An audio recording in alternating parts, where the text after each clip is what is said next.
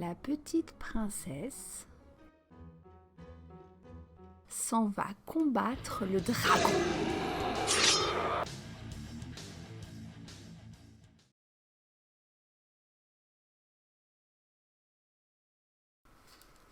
Bonjour à toutes et à tous et bienvenue sur mon curieux booktube féministe.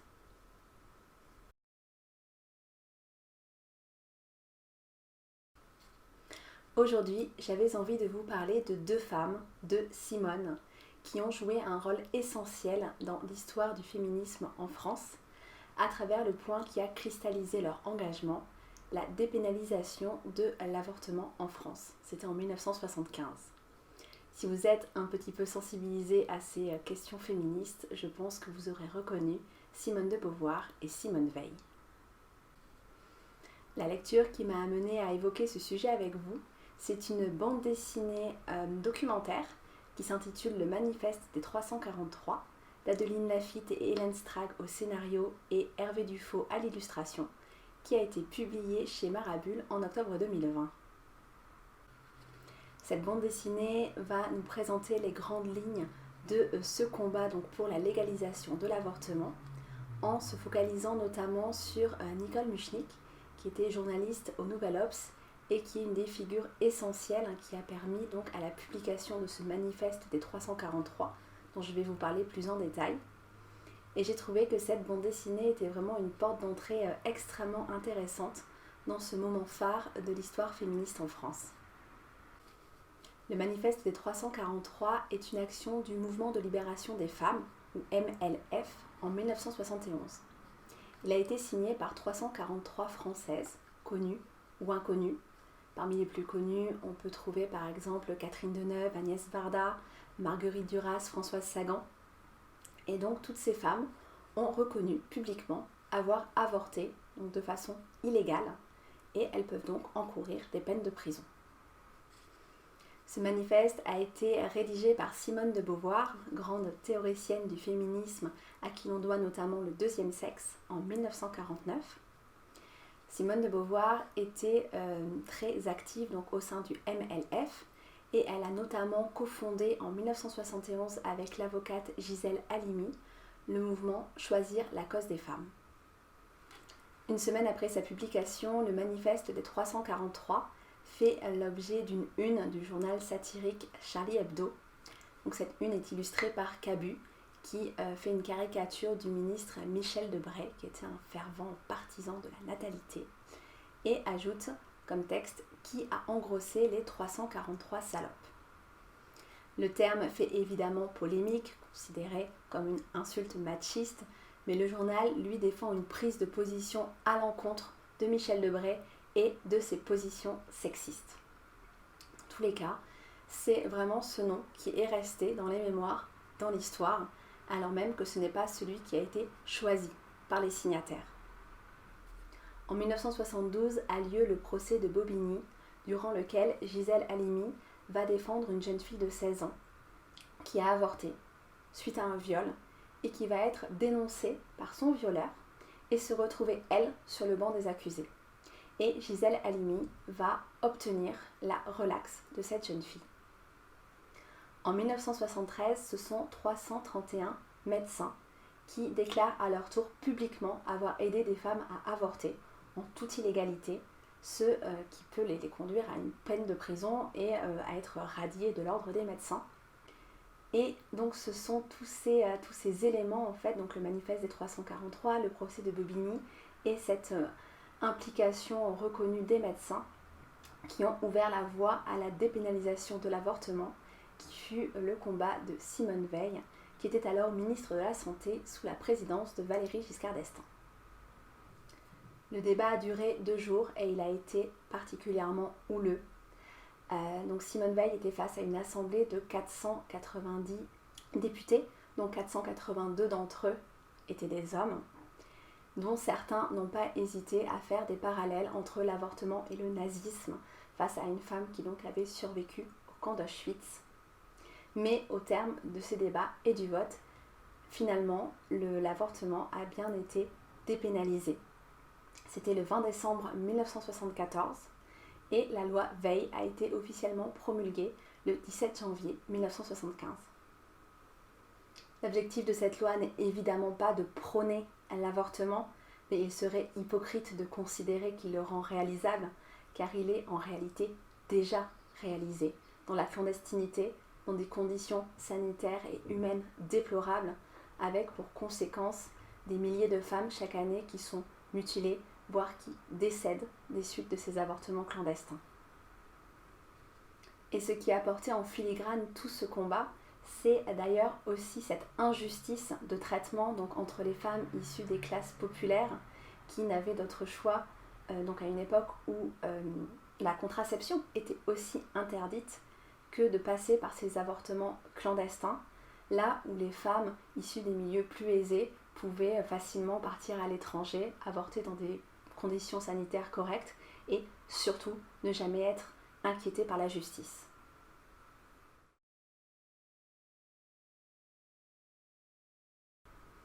Je vous parle de ça parce que le sujet reste d'une actualité brûlante à travers le monde. Vous avez probablement vu en fin d'année dernière, donc en fin d'année 2020, le combat des femmes en Argentine, vêtues de vert, pour obtenir la légalisation de l'avortement dans leur pays, où chaque année, c'est 38 000 femmes qui sont hospitalisées suite donc, à des complications liées à des avortements clandestins. Vous avez peut-être aussi vu leur scène de liesse quand donc, l'IVG a été dépénalisée, c'était le 30 décembre 2020. Et donc c'était un moment extrêmement fort, même si malheureusement l'Argentine fait encore figure d'exception en Amérique du Sud et en Amérique centrale. L'avortement y est en effet très limité, voire limité de façon tellement stricte qu'il y est presque illégal dans la quasi-totalité des cas. C'est le cas par exemple au Brésil, au Chili ou encore au Honduras. Dans ce pays, le 21 janvier dernier, le Parlement a voté un amendement à la Constitution qui interdit l'avortement afin d'empêcher l'évolution de cette loi. Plus près de chez nous, en Pologne, l'avortement n'est autorisé que dans 2 cas, si la vie de la future mère est en danger ou si elle a été victime d'un viol. En fait, en Pologne, du temps du communisme, donc de 1956 à 1993, l'IVG était autorisée et elle était gratuite. On est donc face à un pays dans lequel la loi a régressé et ils sont malheureusement très nombreux. Aujourd'hui, en Europe, la Pologne est le pays avec la loi la plus restrictive à l'encontre de l'avortement. Je ne peux bien évidemment pas m'empêcher de citer Simone de Beauvoir, encore elle, dont les propos sont tristement prophétiques. Rien n'est jamais définitivement acquis. Il suffira d'une crise politique, économique ou religieuse pour que les droits des femmes soient remis en question. Votre vie durant, vous devrez rester vigilante. Il y a 1000 raisons qui peuvent amener une femme à faire le choix d'avorter et il n'y en a pas une qui soit plus ou moins légitime que l'autre.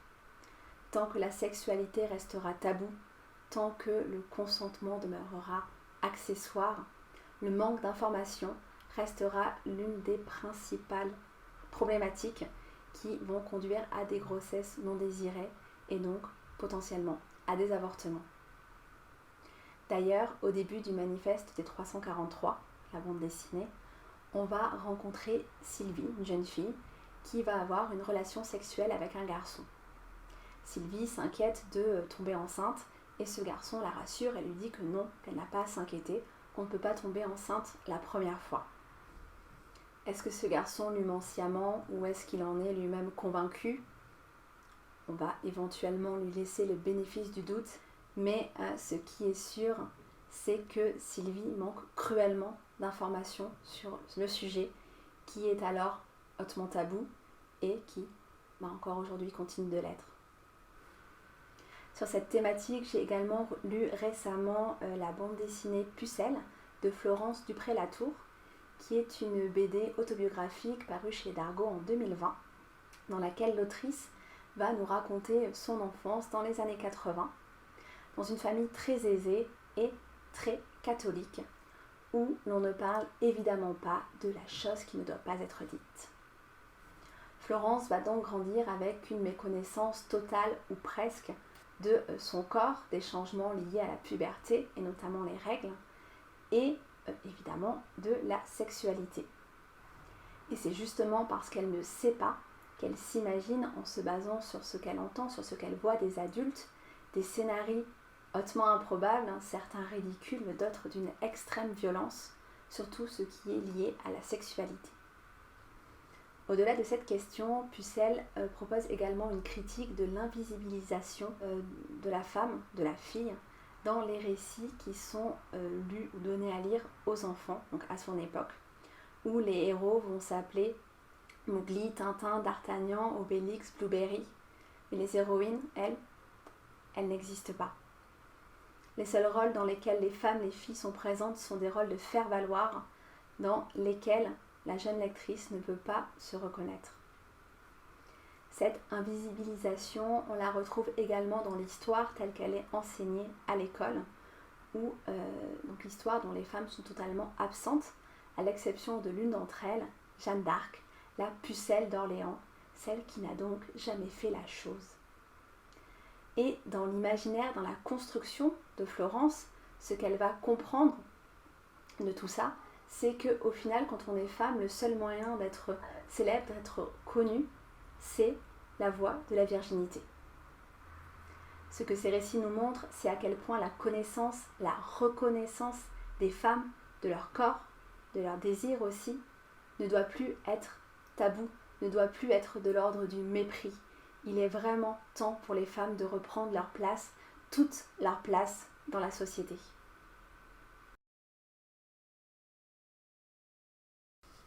Ensuite, je me suis rendu compte que si je connaissais évidemment Simone Veil, son histoire, ses combats de manière très générale, je n'avais justement pas de connaissance très précise de sa vie et j'ai eu envie d'y entrer par le biais de la littérature de jeunesse qui est, je trouve, toujours une excellente porte d'entrée dans beaucoup de thématiques.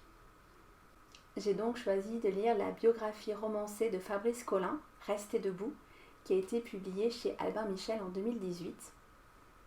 Cette biographie, elle va se centrer davantage sur la jeunesse, sur l'enfance, l'adolescence de Simone Veil, alors Simone Jacob, et sur sa déportation à Auschwitz, sur les conséquences que vont avoir cette déportation avec sa mère Yvonne, avec sa sœur Madeleine, surnommée Milou.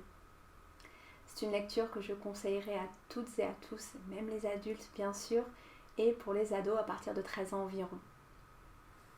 Ce roman va se construire en 3 parties.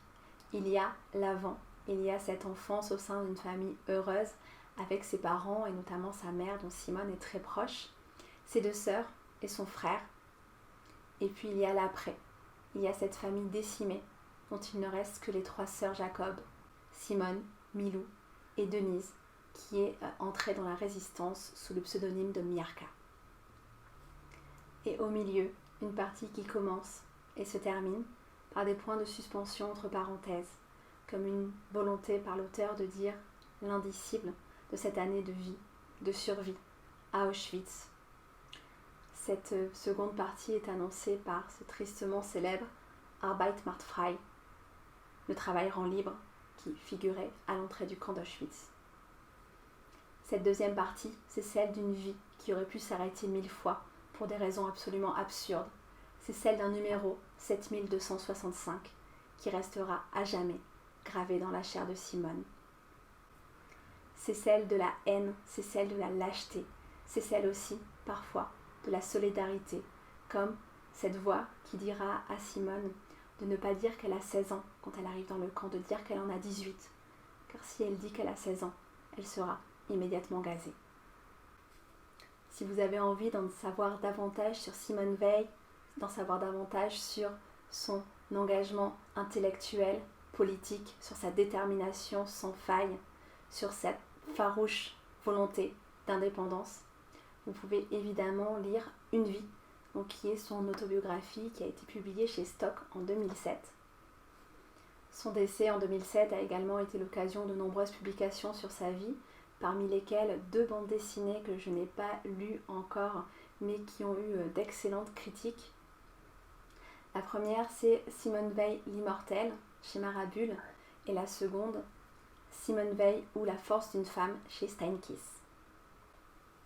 À nouveau du côté de la jeunesse, j'ai par contre lu Simone Veil, Non aux avortements clandestins de Maria Poblete, publié en 2009 dans une collection chez Actes Sud que j'aime beaucoup, qui s'appelle Ceux qui ont dit non, et celle aussi en l'occurrence. Il s'agit donc dans cette collection de portraits d'hommes et de femmes qui, par leur engagement, par leur œuvre, par leur refus de l'esclavage, de la violence, de la torture, ont participé à changer l'histoire. Voilà pour cette 26e vidéo. J'espère qu'elle vous aura intéressé, qu'elle vous aura appris des choses sur la légalisation de l'avortement, sur le manifeste des 343, sur la situation dans d'autres pays du monde. N'hésitez pas à me laisser un petit pouce levé si ça vous a plu, à me laisser un commentaire pour qu'on puisse échanger sur le sujet, si vous connaissez peut-être d'autres lectures sur Simone Veil, sur l'avortement, qui pourraient m'intéresser ou intéresser tout le monde. Merci d'avoir pris le temps de regarder cette vidéo. Je vous retrouve très prochainement. À très bientôt.